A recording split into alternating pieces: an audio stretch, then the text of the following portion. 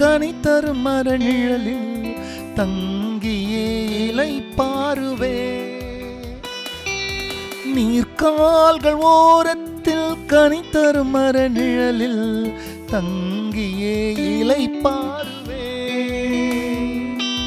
பன்னிசை பாடி பரமனை தொழுவேன், எழுந்து முன் செல்லுவேன், அவர் காட்டிய வழி நடப்பே. என் மீட்பர் உயிரோடு இருக்க,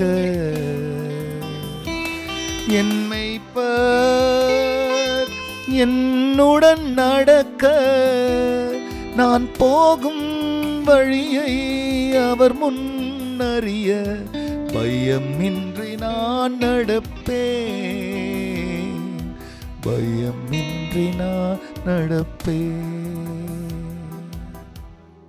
கர்த்தருடைய பரிசுத்த நாமத்திற்கு மகிமை உண்டாவதாக. ஆண்டவராகிய இயேசு கிறிஸ்துவின் நாமத்தில் வாழ்த்துக்கள்.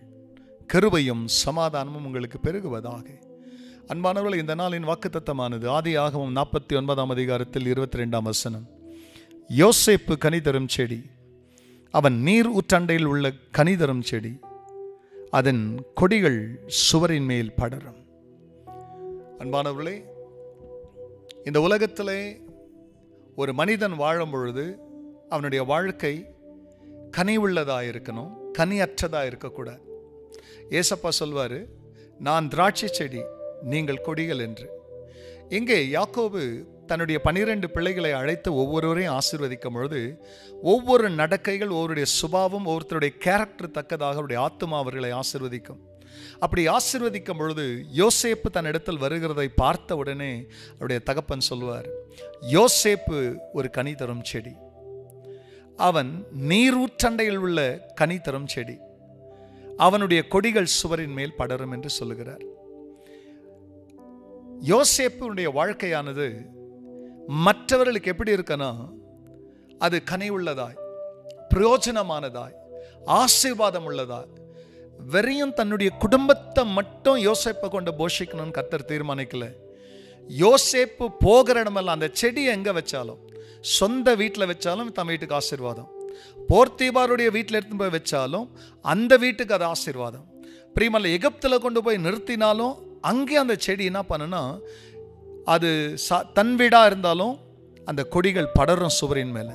போர்த்திபாருடைய வீடாக இருந்தாலும் உயரம் பிரியமல்ல அது படரும். பாரோன் வீட்டுக்கே போனால் கூட அது பிரியமல்ல சுவரின் மேல் படருகிற கனித்தரம் செடி.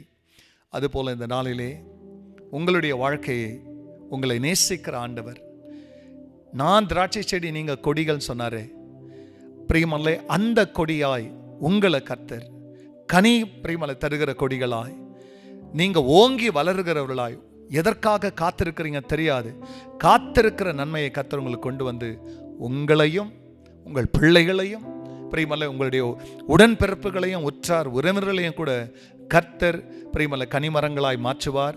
அவர்களுக்கும் உன்னை கனிமரமாக பிரியமல்ல எடுத்து பயன்படுத்த தெய்வத்தை நோக்கி பார்த்து ஜெபிக்கலாம்.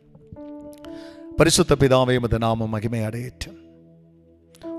உண்மையில் இருக்கிற எந்த மனுஷனும் எந்த மனுஷியும் அவர்கள் கனியற்ற ஒரு மக்களாக இருக்க நீர் விரும்புவதில்லை. என்னிலே நீங்கள் நிலைத்திருந்தால் அதிக கனிகளை கொடுப்பீங்கன்னு சொன்னீங்க. அதனால் பிதா மகிமை அடைவாருன்னு.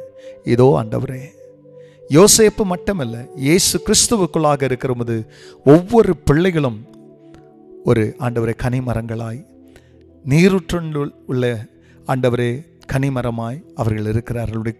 அவருடைய கொடிகள் இன்னும் படரட்டும், அவருடைய வாழ்க்கை இன்னும் மேன்மை அடையட்டும். ஆண்டவருடைய செய்ததற்கு நன்றி.